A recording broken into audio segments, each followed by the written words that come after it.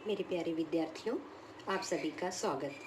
बच्चों, दुख से घिरे इंसानों को देखो, कैसे कष्ट सह जाते हैं। आंसू नहीं बहाते जो, हंसकर वही पथ पर आगे बढ़ जाते हैं। हमेशा दुखों को गिनते न रहो, खुशियों के पल को याद करके हम आगे बढ़ते रहें।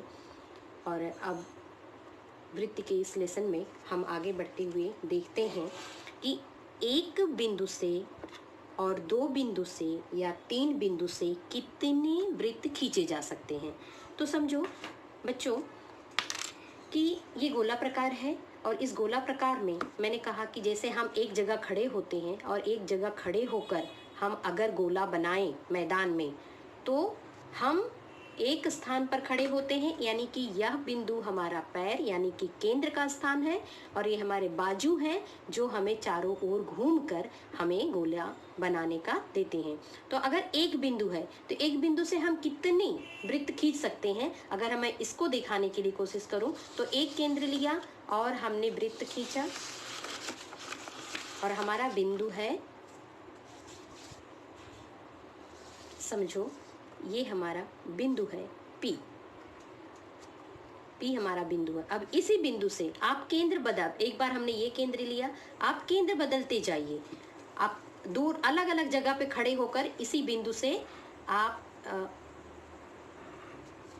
बहुत सारे वृत्त खींच सकते हैं, बहुत सारे वृत्त खींच सकते हैं। जगह बदलते जाइए। अब मैंने जगह बदल के फिर से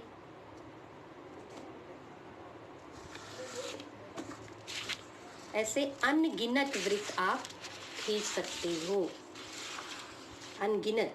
आप खाली जगह बदलती जाइए, उस बिंदु को टच करिए और वृत्त खींचते जाइए।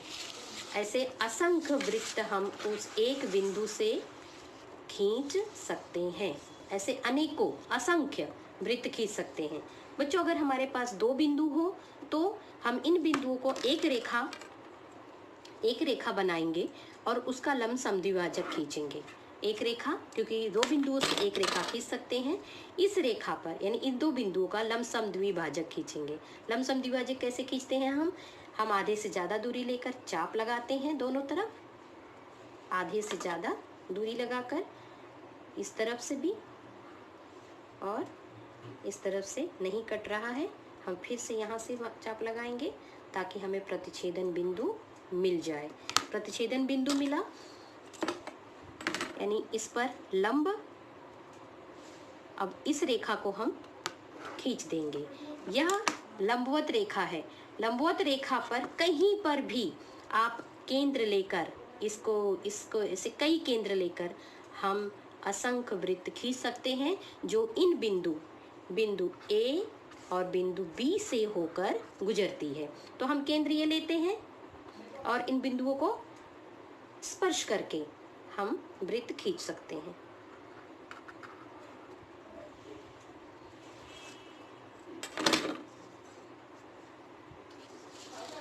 आप अपने रेखा, ये देखिए, अब हमने केंद्र ये लिया और फिर से बिंदु को स्पर्श किया A और B को और वृत्त खींच दिया।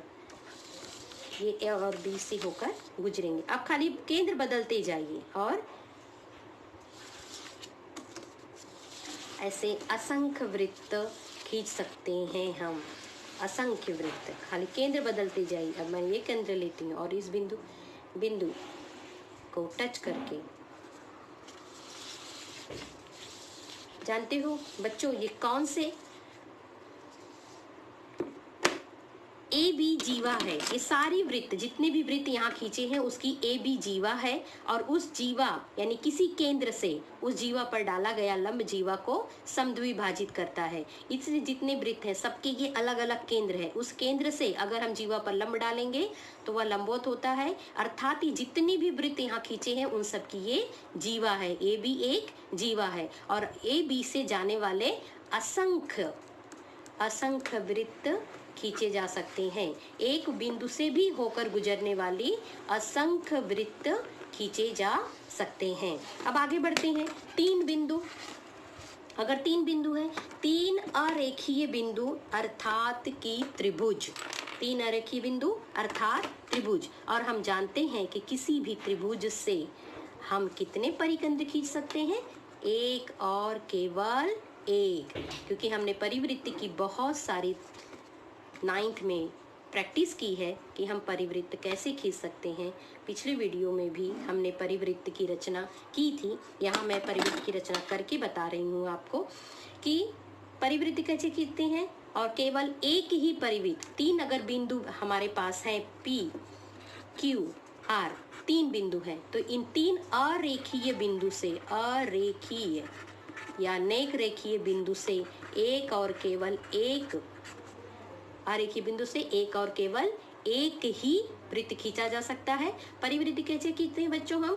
हम दो रेखाखंडों का लंब समद्विभाजक खींचते हैं। आधे से ज्यादा दूरी, हम दोनों तरफ चाप लगाएंगे। QR का लंब समद्विभाजक मैं खींच रही हूं, वहां नहीं कटा तो हम फिर से इसे लगा देंगे। ये हुआ हमारा लंब समद्विभाजक QR का। दोनों बिंदु मिला देंगे।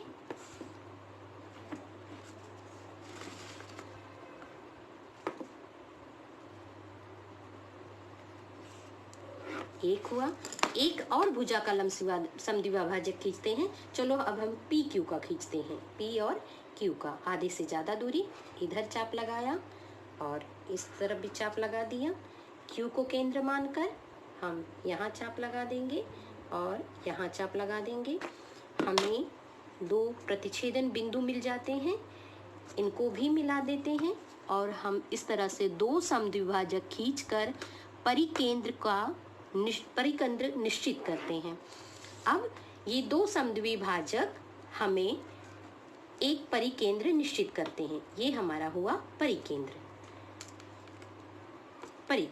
अब इस परिकेंद्र से, यानी कि इसे केंद्र मानकर किसी भी शीर्ष बिंदुओं तक दूरी नाप लीजिए। P है एक शीर्ष बिंदु, Q है शीर्ष बिंदु और R है। अब इन शीर्ष बिंदुओं को नापकर हम अपना परिवृत्त खींच सकते हैं। देखो बच्चों, आप देख सकते हो इस तरह से हम परिवृत्त तीनों शीर्ष बिंदुओं से लेकर परिवृत्त खींच सकते हैं। तो कितनी परिवृत्त? एक और केवल एक, एक और केवल एक वृत्त। तो हमने क्या देखा? एक बिंदु से असंख्य वृत्त खींचे जा सकते हैं, दो बिंदु हो तो भी असंख्य वृत्त खींचे जा सकते हैं। इस पर यही होता है जीवा पर लंब। और इस तरह से हम कई असंख्य वृत्त खींच सकते हैं। लेकिन अगर तीन अरेखीय बिंदु हो तो हम एक और केवल एक ही रेखा खींच सकते हैं बच्चों। और आगे बढ़ते हैं इस कॉन्सेप्ट के बाद हम ये देखते हैं कि अगर एक वृत्त है और वृत्त की कोई स्पर्श रेखा है या छेदन रेखा है, कैसे निर्धारित करते हैं बच्चों? इस लेसन में, वृत्त में पेज 47 से पेज, मैं आपको सीधा करके दिखाती हूँ, पेज 47 से पेज 74 सब पढ़ना है। इसमें कोई बदलाव नहीं हुआ है। 75 के बाद जो भी बदलाव हुआ है वो मैं आपको आगे आगे बताती रहूंगी। तो 74 तक ये एक वृत्त है और इस वृत्त में बच्चों ये एक स्पर्श रेखा है और एक छेदन रेखा है और एक ऐसी रेखा है जो ना तो स्पर्श करती है और ना ही प्रतिच्छेदित करती है। तो बच्चों मैं आपको एक चीज दिखाती हूँ। ये देखिए, अगर आपके पास ऐसा मान लीजिए कि ये बिंदुओं का एक समुच्चय वाला, हमने मैग्नीफाइंग ग्लास से देखा तो बहुत सारे बिंदु का एक वृत्त है, दो वृत्त। जब ऐसे दो वृत्त आपस में मिलते हैं तो ध्यान से अगर हम देखें तो सिर्फ और सिर्फ, आप ये जूम करके देख सकते हैं, तो सिर्फ और सिर्फ अगर किसी एक बिंदु पे मिलते हैं तो अन्य बिंदु पर नहीं मिलते। आप देख लीजिए,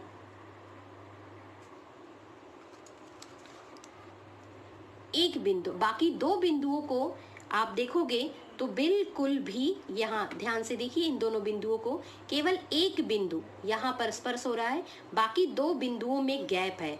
तो जब भी दो वृत्त टकराते हैं तो एक और केवल एक ही बिंदु को स्पर्श करते हैं।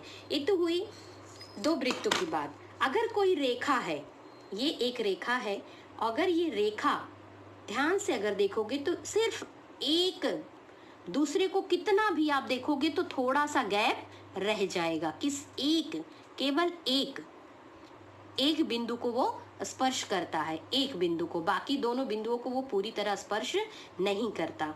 यानी कि अगर असंख्य बिंदु हो और उसकी कोई सीधी रेखा है तो वह एक और केवल एक रेखा पर ही स्पर्श करती है, और वही सामान्य बिंदु होती है, वो सामान्य बिंदु होती है। तो हमने ये देखा, वैसे ही इस आकृति में मैं आपको बताने का प्रयास कर रही हूँ। देखिए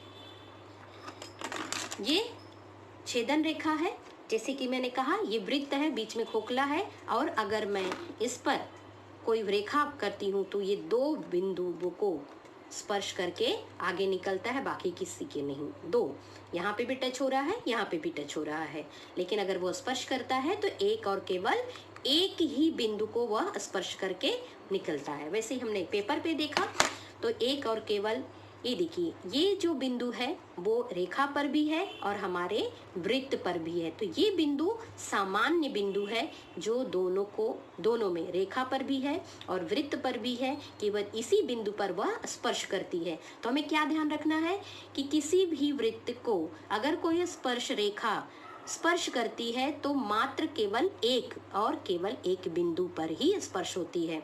अगर वह स्पर्श नहीं करती है तो वो छेदन रेखा है, वह कहीं न कहीं दो भिन्न बिंदुओं पर, अगर हम बहुत नजदीक से भी जाते हैं यहाँ के दो भिन्न बिंदुओं को देखते हैं तो देखिए ये देखो ये सो दो बिंदु को छेद कर जाती है। अगर दो बिंदु को छेदी तो वो जीवा हो जाएगी, छेदन रेखा हो जाएगी, और अगर कोई रेखा उसे स्पर्श नहीं करती है तो उनके बीच में कोई भी सामान्य बिंदु नहीं होगा। तो ये बच्चों हमने ये कॉन्सेप्ट अच्छी तरह से समझ लिया है कि छेदन रेखा और स्पर्श रेखा दोनों में कितना डिफरेंस है। अगर छेदन रेखा है तो दो भिन्न बिंदुओं पर वो प्रतिच्छेदित करेगी, स्पर्श रेखा है तो वह एक बिंदु पर स्पर्श होकर वह जाएगी। तो आज तक के लिए बच्चों इतना ही। आप इस कॉन्सेप्ट को अच्छी तरह से समझ लीजिए, क्योंकि जब हम अगला प्रमेय करेंगे तो इस कॉन्सेप्ट को, इस संकल्पना का हम इस्तेमाल करने वाले हैं। आप इसका अच्छे से अभ्यास करते रहिए और पढ़ते रहिए। अंत में खुद को प्रेरित करते रहिए और गणित को लिखकर, समझकर पढ़ते रहिए। थैंक यू बच्चों।